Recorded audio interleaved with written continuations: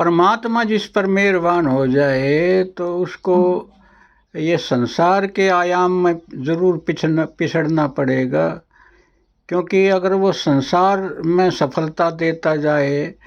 तो बंदा सपनों में उलझ जाता है और अपने वास्तविक घर से बहुत दूर निकल जाता है। तो ये जो ऊर्जा है, इसको अगर किसी ने अंतर यात्रा पर लगाना है और अंतर यात्रा में जो आनंद की अनुभूति होती है, तो वो आनंद है ना, फिर बहिर्जगत को समृद्ध नहीं होने देगा, क्योंकि इतनी बड़ी उपलब्धि है, इतना आदमी उसमें खो जाता है, तो फिर वास्तव में जो बाह्य उपलब्धियां हैं बाह्य जगत की, धन की, तो वो मिनिमाइज होने लग जाती हैं।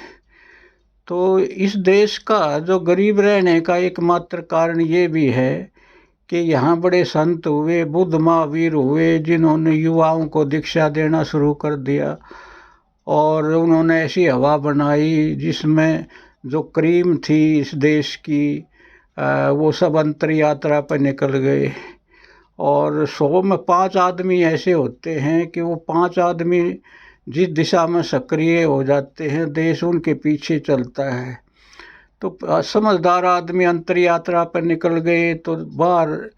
के उपलब्धियां तो क्षीण होंगी ही, इसलिए यह देश आंतरिक रूप से तो समृद्ध हो गया लेकिन बाह्य रूप में गरीब हो गया। तो ओशो बार बार कहते हैं कॉन्सेप्ट कि जोरबादी बुद्धा, कि आदमी को दोनों दिशाओं में समृद्ध होना चाहिए, लेकिन है ये बड़ा मुश्किल, क्योंकि जो अंतर यात्रा पर गया तो इतनी बड़ी उधर आकर्षण है, इतनी आनंद है कि बाहर किसको पड़ी है कि बाहर को भी संभाले।